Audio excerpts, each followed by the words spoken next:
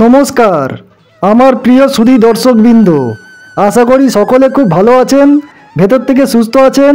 আমি Ranjan physical metaphysical Voyager চ্যানেলের পক্ষ থেকে আপনাদের সকলকে জানাই আমার আন্তরিক ভালোবাসা ও শুভকামনা।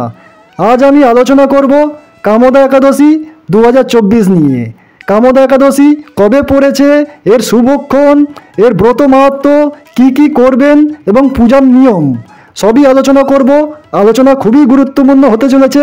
তার আগে বলে রাখি, আমার চ্যানেলে যারা নতুন ভিজিট করছেন, চ্যানেলটিকে অতি অবশ্যই সাবস্ক্রাইব করে রাখবেন, কেননা আমি আধ্যাত্মিক ও পার্থিব সকল ধরনের ভিডিও নিত্য নতুন আপলোড এবং আলোচনা করে থাকি। তাহলে চলুন মূল আলোচনায় আসি। কামোদা একাদশীর উপবাসকে মনে করা হয় ইচ্ছে পূরণকারী উপবাস। এবছর কামোদা একাদশী 2024-এর তারিখ, পুজোর সময়, গুরুত্ব ও উপবাস ভঙ্গের সময় জেনে নিন। হিন্দু নববর্ষ 9 এপ্রিল 2024 থেকে শুরু হয়েছে। চৈত্র মাস থেকে নতুন বছর শুরু হয়। হিন্দু নববর্ষ অনুসারে হিন্দু ধর্মে অনেকগুলি গুরুত্বপূর্ণ উপবাস রয়েছে। তার মধ্যে একটি হল কামোদা একাদশী, যা চৈত্র মাসের শুক্লপক্ষে পালিত হয়। কামোদা একাদশীর উপবাসের পুণ্যে আত্মা পাপ থেকে মুক্তি পায়, পারিবারিক জীবনের সমস্যাও শেষ হয়। আসুন জেনে নিই কামোদা একাদশীর 2024-এর তারিখ, পুজোর সময় এবং তাৎপর্য। কামোদা একাদশী 2024-এর তারিখ। চৈত্র মাসের শুক্লপক্ষের কামোদা একাদশী 19 এপ্রিল 2024 তারিখে পালিত হবে। এই দিনে শ্রী হরির আরাধনা ও উপবাস করলে সকল মনোবাঞ্ছা পূরণ হয় এবং বৈকুণ্ঠ ধামও প্রাপ্ত হয়। এটি হিন্দু সংবৎসরের প্রধান একাদশী। কামোদা একাদশী 2024-এর সময়। পঞ্চাঙ্গ অনুসারে চৈত্র মাসের শুক্লপক্ষের একাদশী তিথি 18 এপ্রিল 2024 বিকেল 5টা 31 শুরু হবে এবং পরের দিন 19 এপ্রিল 2024 রাত 8টা 4 শেষ হবে।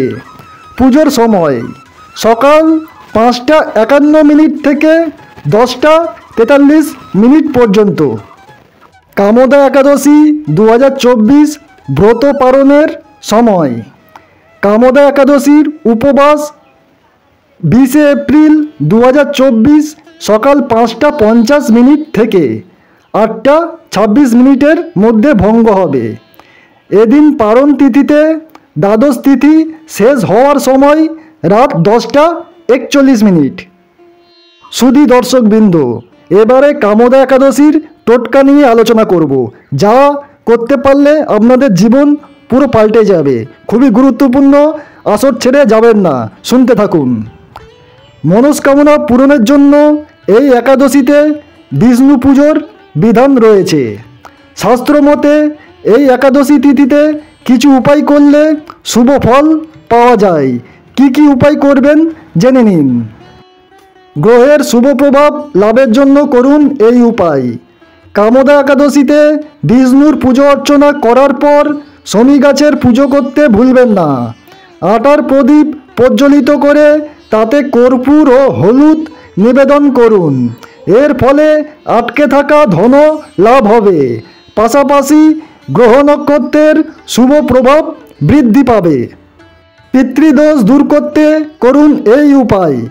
এই একাদশী তিথিতে জলে গঙ্গাজল মিশিয়ে স্নান করার পর পূর্বপুরুষদের উদ্দেশ্যে তর্পণ করুন। পাশাপাশি এদিন পূর্বপুরুষদের নামে দান করতে পারেন। এর ফলে পিতৃপুরুষরা প্রসন্ন হবেন এবং পিতৃদোষ দূর হবে। এমনকি এর ফলে বিষ্ণু প্রসন্ন হন এবং ব্যক্তির জীবন সুখ সমৃদ্ধিতে ভরে দেন। মনস্কামনা পূরণের জন্য করুন এই উপায়। একাদশী তিথিতে বিষ্ণুর এই মন্ত্রটি মনে মনে জপ করুন। ওম নমো ভগবতে বাসুদেবায় নমঃ। সন্ধ্যাবেলা তুলসী গাছের সামনে প্রদীপ প্রজ্বলিত করুন। আবার এদিন বিষ্ণুকে সাত্ত্বিক ভোগ নিবেদন করুন। এই ভোগে তুলসী দিতে ভুলবেন না। এর ফলে ব্যক্তির সমস্ত মনস্কামনা পূর্ণ হয়, পরিবারের সদস্যদের উন্নতি হয়। আর্থিক পরিস্থিতি মজবুত করতে করুন এই উপায়। কামদা একাদশী তিথিতে 7টি গোটা হলুদ নিয়ে তা হলুদ কাপড়ে বেঁধে দিন। সেই পুডলিটি বিষ্ণুকে নিবেদন করুন। এরপর ধূপকাঠি দেখান। পুজো শেষে লকার বা টাকা পয়সা রাখার স্থানে সেই পুডলিটি রাখুন। এই উপায়ে ধনধান্য বৃদ্ধি পাবে এবং আর্থিক পরিস্থিতি মজবুত হবে। এই একাদশী তিথিতে বিষ্ণুর পাশাপাশি লক্ষ্মীর পুজো করুন। এদিন বিষ্ণু সহস্রনাম ও কনকধারা স্তোত্র পাঠ করলে লক্ষ্মীনারায়ণের আশীর্বাদ পাওয়া যায়। এমনকি এর ফলে লক্ষ্মী ও বিষ্ণুর আশীর্বাদ পাওয়া যায়। জীবনে কখনো অর্থাভাব থাকে না। সুধী দর্শকবৃন্দ, এবারে আমি কামদা একাদশীর পুজোর নিয়ম নিয়ে আলোচনা করব। কেমন লাগছে অবশ্যই কমেন্ট করে কমেন্ট বক্সে জানাবেন। আর কমেন্টে জয় শ্রীকৃষ্ণ অবশ্যই লিখবেন। তাহলে চলুন এবারে শুরু করি। এই তিথিতে সকালে উঠে স্নানের পর স্বচ্ছ পোশাক পরিধান করুন। এরপর বিষ্ণুকে স্মরণ করে ব্রতর সংকল্প নিন। পুজো করার জন্য কাঠের চৌকিতে লাল কাপড় বিছিয়ে বিষ্ণুর প্রতিমা স্থাপন করুন। এরপর প্রতিমার সামনে 1 লোটা জল, অক্ষত, তিল ও রলি মিশিয়ে নিন। দুধ, পঞ্চামৃত ও তিল নিবেদন করুন বিষ্ণুকে। বিষ্ণুর পুজোয় হলুদ ফুল ব্যবহার করবেন। ঘিয়ের প্রদীপ প্রজ্বলিত করে লক্ষ্মীনারায়ণের স্মরণ করুন। বিষ্ণুর আরতি করে মন্ত্র জপ করুন ও অবশেষে ব্রতকথা পাঠ করে পুজো সম্পন্ন করুন। সুধী দর্শকবৃন্দ, আশা করি খুব ভালো লাগছে। এবারে মূল যে বিষয় কামদা একাদশীর ব্রত মাহাত্ম্য পাঠ করছি, মনোযোগ সহকারে শ্রবণ করুন, খুব ভালো লাগবে। চৈত্র মাসের শুক্লপক্ষের কামদা একাদশী ব্রত মাহাত্ম্য বরাহ পুরাণে বর্ণিত আছে। মহারাজ যুধিষ্ঠির বললেন, হে বাসুদেব, আপনি কৃপা করে আমার কাছে কামদা একাদশীর মহিমা কীর্তন করুন। শ্রীকৃষ্ণ বললেন, হে মহারাজ, এই একাদশী ব্রত সম্পর্কে এক বিচিত্র কাহিনী বর্ণনা করছি। আপনি এক মনে তা শ্রবণ করুন। পূর্বে মহর্ষি বশিষ্ঠ মহারাজ দিলীপের কৌতূহল নিবারণের জন্য এই ব্রত কথা কীর্তন করেছিলেন। ঋষি বশিষ্ঠ বললেন, হে মহারাজ, কামদা একাদশী তিথি পাপনাশক ও পুণ্যদায়িনী। পূর্বে মনোরম নাগপুরে স্বর্ণ নির্মিত গৃহে বিষধর নাগেরা বাস করত। তাদের রাজা ছিলেন পুণ্ডরীক। গন্ধর্ব, কিন্নর ও অপ্সরাদের দ্বারা তিনি সেবিত হতেন। সেই পুরী মধ্যে অপ্সরা শ্রেষ্ঠ ললিতা ও ললিত নামে গন্ধর্ব স্বামী স্ত্রী রূপে ঐশ্বর্যপূর্ণ এক গৃহে পরম সুখে দিন যাপন করতেন। একদিন পুণ্ডরীকের রাজসভায় ললিত একা গান করছিলেন। এমন সময় ললিতার কথা তার মনে পড়ল।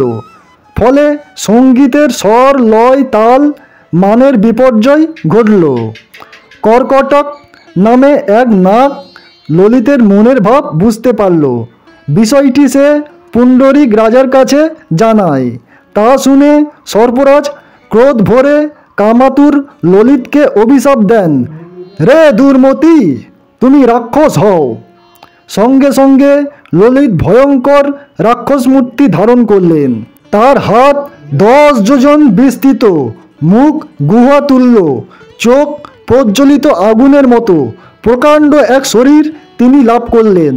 ললিতের এরকম ভয়ঙ্কর রাক্ষস শরীর দেখে ললিতা মহা দুঃখে চিন্তায় ব্যাকুল হলেন। স্বেচ্ছাচারী রাক্ষস ললিত দুর্গম বনে ভ্রমণ করতে লাগলো। ললিতা কিন্তু তার সঙ্গ ত্যাগ করলেন না। ললিত নির্দয়ভাবে মানুষ ভক্ষণ করত। এই পাপের ফলে তার মনে বিন্দুমাত্র শান্তি ছিল না। পতির সেই দুরবস্থা দেখে ব্যথিত চিত্রে কাঁদতে কাঁদতে ললিতা গভীর বনে প্রবেশ করলেন। একদিন ললিতা বিন্ধ্য পর্বতে উপস্থিত হলেন। সেখানে ঋষ্যশৃঙ্গ মুনির আশ্রম দর্শন করে মুনির কাছে হাজির হলেন। তাকে প্রণাম করে সেখানে দাঁড়িয়ে রইলেন। মুনিবর জিজ্ঞাসা করলেন, হে সুন্দরী, তুমি কে? কার কন্যা? কি কারণেই বা এই গভীর বনে এসেছ? উত্তরে ললিতা বললেন, হে প্রভু, আমি বীরধন্যা গন্ধর্বের কন্যা। আমার নাম ললিতা। আমার পতির পিশাচত্ব দূর হয় এমন কোনো উপায় জানবার জন্য এখানে এসেছি। তখনই ঋষি বললেন, চৈত্র মাসের শুক্লপক্ষে কামদা নামে যে একাদশী আছে, তুমি সেই ব্রত যথাবিধি পালন করো। এই ব্রতের পুণ্যফল তোমার স্বামীকে অর্পণ করলে তৎক্ষণাৎ তার সমস্ত পাপ বিনষ্ট হবে। মুনির কথা শুনে ললিতা আনন্দ সহকারে কামদা একাদশী পালন করলেন। তারপর ব্রাহ্মণ ও বাসুদেবের সামনে পতির উদ্ধারের জন্য বললেন, আমি যে কামদা একাদশীর ব্রত পালন করছি তার সমস্ত ফল আমার পতির উদ্দেশ্যে অর্পণ করলাম। এই পুণ্যের প্রভাবে তার পিশাচত্ব দূর হোক। এই কথা উচ্চারণ মাত্রই ললিত সাবমুক্ত হয়ে দিব্যদেহ প্রাপ্ত হল। পুনরায় গন্ধর্ব দেহ লাভ করে ললিতার সঙ্গে মিলিত হলেন। হে মহারাজ দিলীপ, এই ব্রত যত্ন সহকারে সকলেরই পালন করা কর্তব্য। এই ব্রত ব্রহ্মহত্যা পাপ বিনাশক ও পিশাচত্ব মোচনকারী। এই ব্রত কথা শ্রদ্ধাপূর্বক পাঠ ও শ্রবণে বাজপেয় যজ্ঞের ফল লাভ হয়। আশা করি ভিডিওটির মাধ্যমে আপনারা সমৃদ্ধ হয়েছেন এবং আমি চাইব আপনারা সকলেই কামদা একাদশী পালন করুন এবং যে নিয়মগুলো বললাম ও যে ক্রিয়াগুলি বললাম সেইগুলো করুন। অবশ্যই এর পুণ্যফল লাভ করবেন। আর যত পারবেন আপনাদের আত্মীয় পরিজন বন্ধু বান্ধবদের মাঝে শেয়ার করবেন ভিডিওটি, যাতে তারাও লাভবান এবং উপকৃত হতে পারেন। আর হ্যাঁ, চ্যানেলটিকে অতি অবশ্যই সাবস্ক্রাইব করে রাখবেন, কেননা আমি তো আধ্যাত্মিক এবং পার্থিব সমস্ত ধরনের ভিডিও নিত্য নতুন আপলোড এবং আলোচনা করে থাকি, তো আপডেট পেতে থাকবেন। তো আজকের মতন এই পর্যন্ত। সকলে খুব ভালো থাকবেন, সুস্থ থাকবেন, সুখী থাকবেন।